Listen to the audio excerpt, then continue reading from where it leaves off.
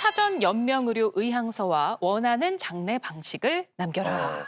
사전 연명 의료 의향서 이게 구체적으로 어떤 거예요? 네, 이게 이제 민법에는 재산에 관해서만 유언을 할 수 있도록 되어 있는데요. 별도의 법을 마련을 해서 방금 말씀드린 대로 사전연명 의료 의향서와 장례 방식과 관련해서는 유언을 남겨놓으면 효력이 인정될 수 있는 별도의 법이 있습니다. 그래서 이거 두 개를 남겨놓으시는 게 좋은데요. 이게 이제 왜 이렇게 법까지 만들어졌을까요? 그거는 바로 이것 때문에 분쟁이 많이 생긴다는 거죠. 그래서 아버님이 이제 돌아가시 직전에 임종을 지켜봐야 되는데 사실 이제 멀리서 오는 자녀들이 있잖아요. 평소에 못한 자녀들 입장에서는 나타나서 아버님 상태를 보면은 기존에 옆에서 간병하는 자녀는 아버님이 얼마나 힘들어하시는 봤기 때문에 이제 더 이상 생명유지 장치나 이런 걸 하지 않고 편하게 모셨으면 좋겠다 이렇게 생각을 하고 그래서 아버님이 또 더더군다나 이렇게 사전연명 의료 의향서까지 작성이 돼 있으면 거기에 따를 수가 있는데 갑자기 오랜만에 나타난 자녀는 자기가 안타깝잖아요. 그러니까 거기서 막 반대를 하고 안 된다. 이런 거 계속해서 연명하는 유지 장치를 해야 된다. 이렇게 해서 다툼이 생기면 의사 입장에서는 어느 쪽으로 따야 될지 참 모른단 말이죠. 그리고 자녀들 입장에서도 내가 이것을 참아 떼는 것이 맞는 것인가 고민이 될 수가 있어요. 그래서 부모님이 직접 정신 상태가 좋으셨을 때, 건강이 좋으셨을 때 이 사전연명 의료 의향서를 작성해 놓으시는 게 반드시 필요하고요. 그다음에 장례 방식 갖고도 그렇게 많이 다퉈요.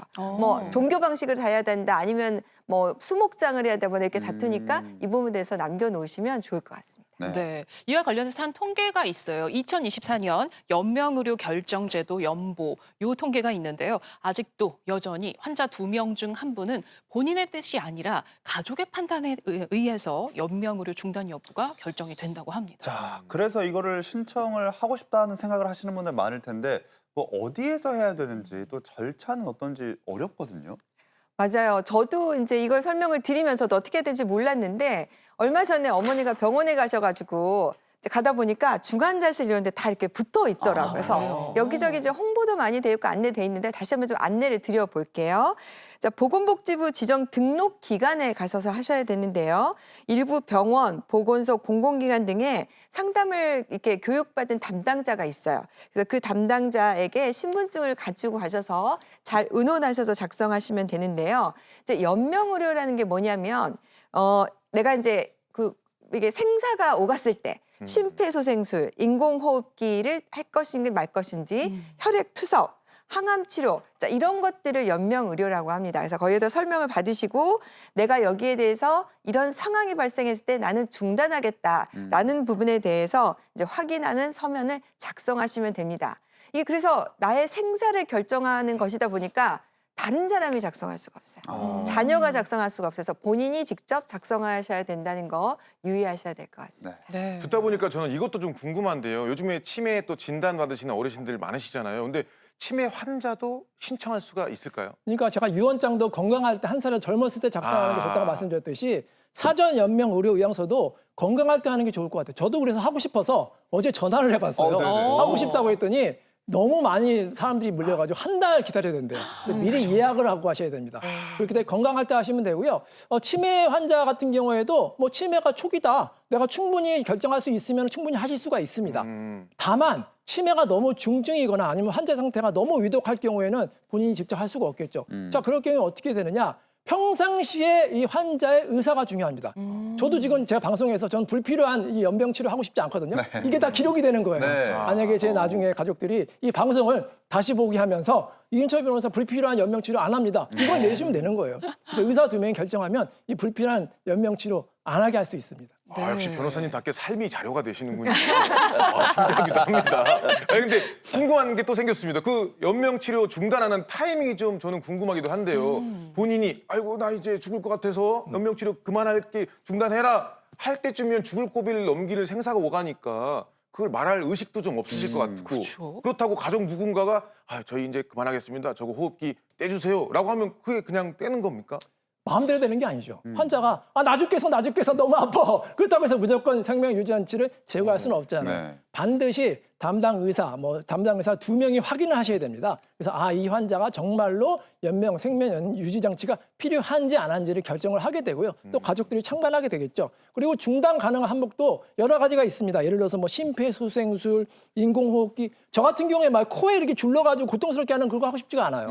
다만 이건 하고 싶어요. 산소호흡기 같은 경우 이런 걸 하고 싶고 또 영양 제공하는 거 이렇게 고통을 줄이거나 이런 거는 충분히 할 수가 있기 때문에 환자 본인 스스로가 결정할 수가 있겠습니다. 네. 변호사님이 이미 좀 구체적으로 많이 생각을 해보신 것 같습니다. 깊은 분이에요. 네, 자 지금 이쯤에서는요 2번째 투표 결과 확인해 보겠습니다. 2번째 주제는 이거였습니다. 재산을 밀려줄 때 자식별로 차등을 둬야 한다. 대 또 차별 않고 똑같이 줘야 한다.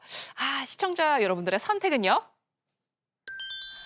차등을 둬야 한다는 25%, 차별 않고 똑같이 준다는 75%였습니다. 역시 부모님들의 마음은 그냥 어느 자녀든 다 예쁘고 귀하고 똑같이 주고 싶으신가 봐요. 그리고 또 분란이 일어나는 걸 아마 싫어서 맞아요. 그렇게 맞아요. 고르셨을 수도 있을 것 같습니다. 한 3배 정도 차이가 나는데요. 그러면 자식들끼리 어쨌든 싸움 안 나는 게 전 제일 중요한 포인트인 것 같아요. 그렇게 현명하게 만약에 차등을 두든 안 두든 나눠줄 수 있는 방법은 뭐가 있을까요? 이게 참 어려워요. 정말 어려워요. 저희가 애가 셋이거든요. 어렵다. 네.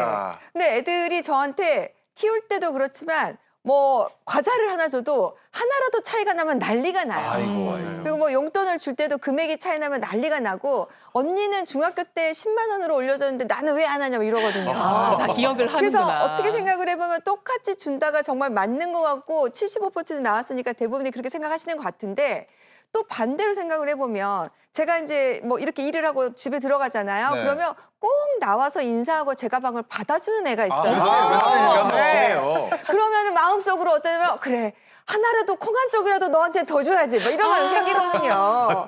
그래서 저한테 뭐라고 하면 나쁜 가시나 얘한테는 안 줘야지 생겨요. 그래서 효도를 한 자녀에게 조금 더 주는 것이 사실은 인지상정이지 않나. 그래서 적절하게 합리적인 이유를 만들어서 분배하는 것도 저는 나쁘지 않다고 생각을 해요. 다만 여기서 그것 때문에 누군가 하나가 일방적으로 서운하면 안 되는 거죠.